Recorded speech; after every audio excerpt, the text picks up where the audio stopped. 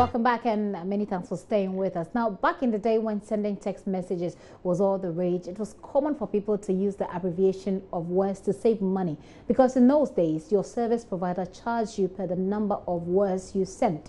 But even in the era where social media platforms are common and sending messages are cheaper, people still indulge in shorthand, a situation that has seen the worrying trend of popular terms spilling over into the exam students write and professional document.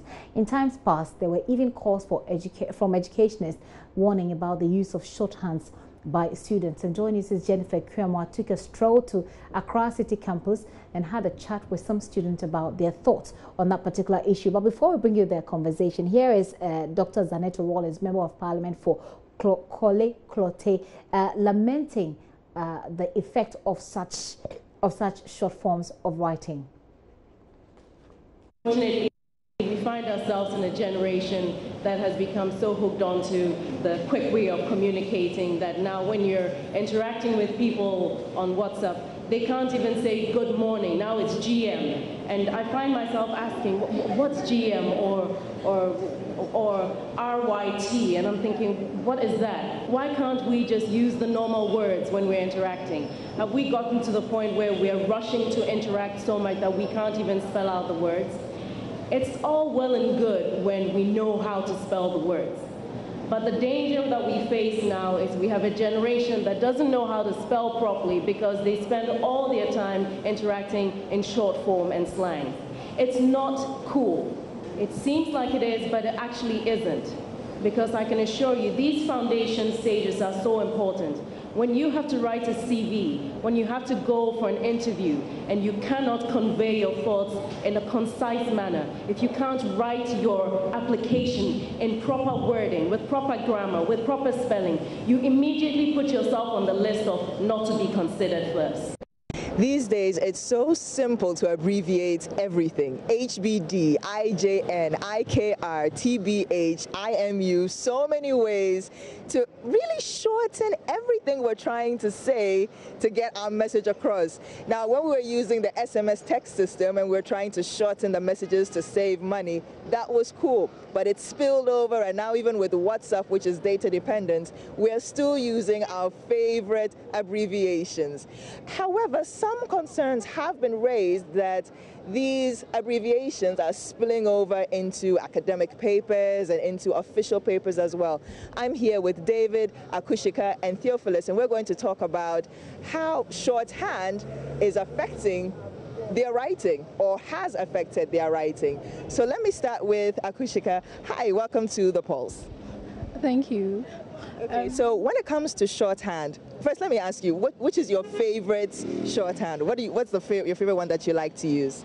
Actually, I have none.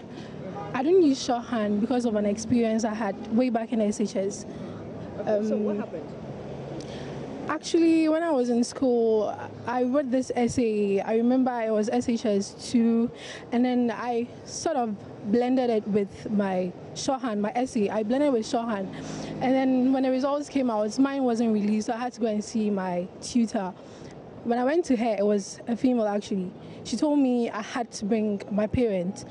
And I didn't understand because I didn't know what I had done so bad that would ask them to bring my parents. So later on, I waited for everything to cool down, and then I asked her again. I went to ask her again. She was a reverend sister. Sister, what happened? Did I do anything bad? And she said she doesn't understand why an SHS 2 student would mix shorthand with her writing. So I was wondering what I did, but I knew myself, and I know, fine, I wrote shorthand in my essays, my notes, but I didn't expect to write that in exams. So it wasn't an intentional thing? It wasn't at all. It wasn't intentional at all, but then it landed me a bad grade. I think I had a D or so. I paid a penalty, and since then, I took a vow to write everything in full, and since then, I do not chat. I don't test in shorthand, I don't write in shorthand, and I think it has really helped me.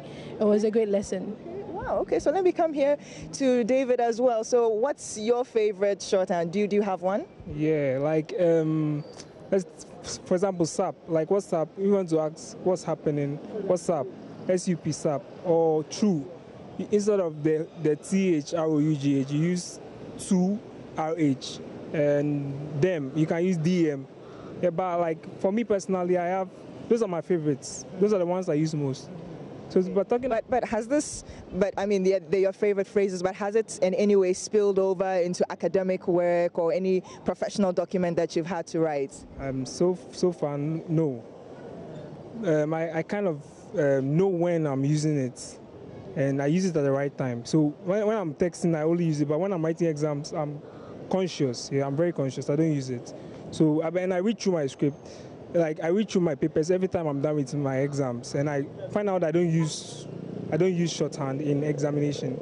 And so always my mind is on what I'm doing. So I think if you are really attentive to what you are doing, you won't use shorthand in the wrong text or yeah. All right, so let me ask Theophilus, do you agree with David that if you're very attentive, even if you are thinking in shorthand, when you write, you'll write it in full? For me, I think so. For me, I'm very conscious about what I do. Because it depends also the kind of person you're talking to.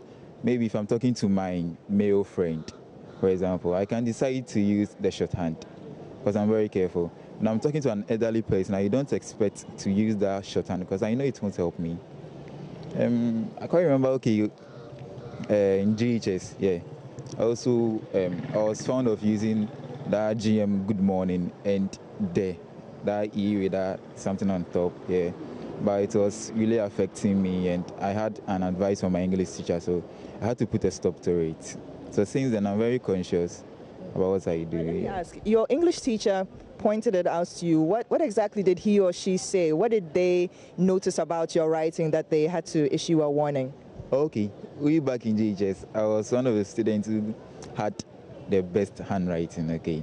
So he got to notice it in my English composition, yeah, letter writing. So I used to write the shorthand and some few words, yeah, cutting them short. But he knew I was going to be very good at English, and he tried to advise me. Since he was there for me, I think that was his duty. So he taught me well. So I just got to realize it wasn't good to be using shorthand. And you should know when to use them. You think so too, Apisha? I think we should refrain from it. We should refrain from it. It's very bad. It's bad.